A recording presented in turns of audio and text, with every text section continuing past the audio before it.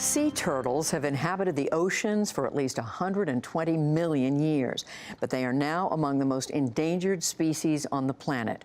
John Yang has the story about a global effort aimed at saving them. It's part of our breakthrough reporting for our series, The Leading Edge of Science. Most people head to the beach for the sun. In Costa Rica, we went as the sun was setting and stayed into the night. We'll walk together as a group. We were with a group of wildlife conservationists hoping to find sea turtles coming ashore to lay eggs. Keep not in front of me, but sort of a little bit behind me, just so that if I see tracks ahead of me, I'll be able to stop us and just say, okay, there's something. Bright lights spooked the turtles, so we used a night vision camera. The search was hit or miss. Turtles' ancient instincts don't always sync with human schedules. We came upon this black turtle, a particularly skittish subspecies, just as she was heading back into the waters of the Pacific. These days, the odds are stacked against sea turtle survival. Among the biggest threats, humans. They encroach on their habitats and kill them for their meat and for their shells to make jewelry. This is tortoiseshell as well? Illegal worldwide, but still freely available. And the threat exists even before they hatch. Across Central America, poachers destroy more than 90% of sea turtle nests on unguarded beaches. Turtle eggs are considered a local delicacy and an aphrodisiac. Eating them is so ingrained in the culture that poachers are almost never punished.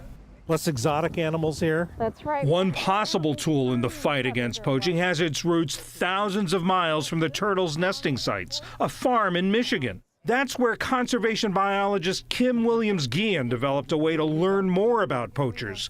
3D-printed plastic decoy eggs with GPS trackers. If a nest is poached, the decoy is scooped up too. One day I was just walking around and suddenly had an aha moment of what if we could track the poachers of the turtle eggs. Williams-Guillen works for Paso Pacifico, a California-based group that protects biodiversity in Central America.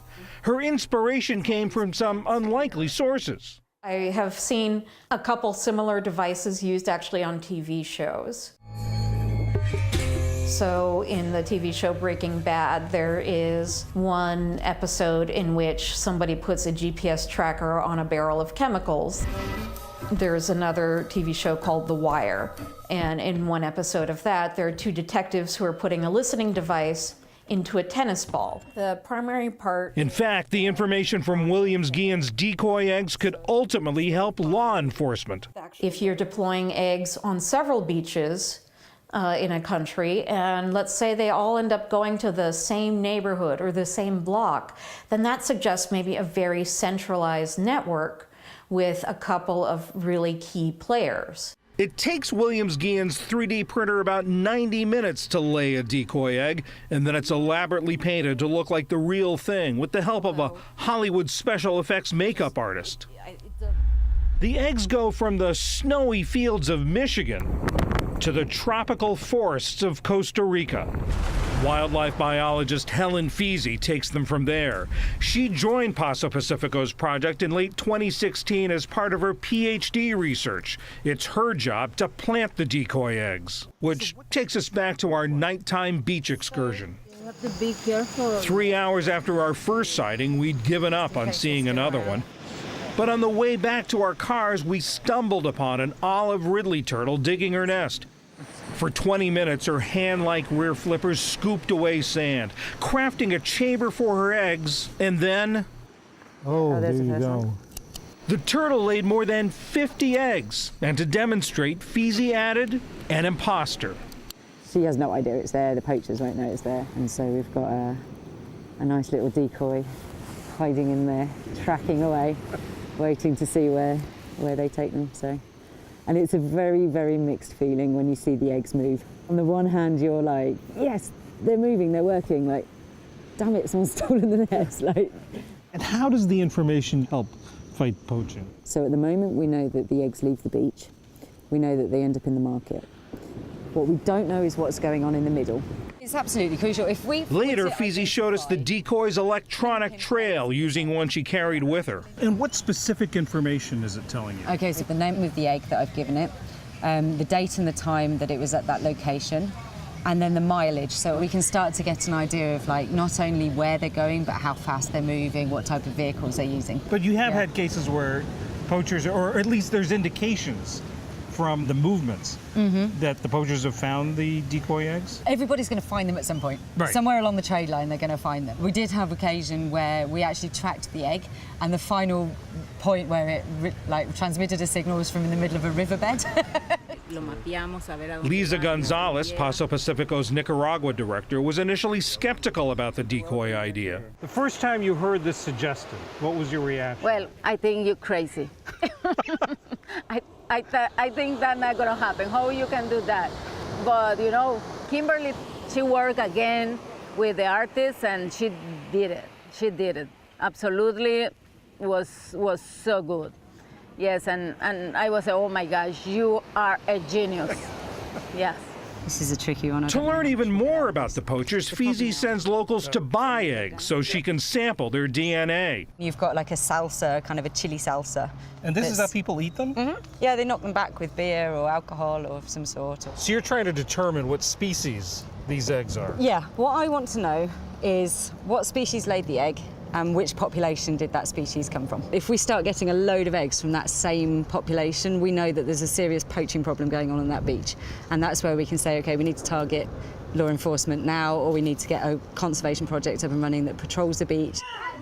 Activists say the patrols are crucial. The night we visited this community, there was a meeting with police, prompted by the recent discovery of a dead turtle apparently killed for her eggs. Marlon Mora Vargas was there.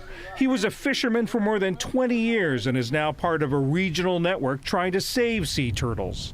La gente sabe que es una especie en peligro de extinción. The people know that it's an endangered species, that it shouldn't be done. They just don't want to change. That's why we're working with kids, because they can change. They can learn. They can take new ideas, make a generational change. My kids know turtles. They've gone to see births of turtles. They want to be in the beaches with me. I show them the species that exist, what they shouldn't do. Does she cleanse the area? Lisa Gonzalez's daughter, Ashley Hodgson, is studying marine biology, a second-generation sea turtle defender. They've been in the earth for thousands of years. They can survive through all these changes, and right now they are in the stage when they can't change anymore. Like, they can't survive anymore, and they need our help. And I am very happy that you are doing this too. Your daughter seems to have captured this passion as well. Oh, yes. Thanks God. She is the one that decided to help me in this subject that I have to protect biodiversity. There's a big emphasis on outreach to young people. Local children watched as newly hatched sea turtles were released and made their way to the ocean. The turtles were born earlier that day and kept safe until after dark to protect them from birds and the scorching heat. Conservationists hope that among these kids there's another Ashley Hodgson. My plan is to save sea turtles. I know that's an ambitious plan, but I think if we work together, we can get the goal. And they believe these decoy eggs from Michigan will help them get there. For the PBS NewsHour, I'm John Yang on the Pacific coast of Costa Rica.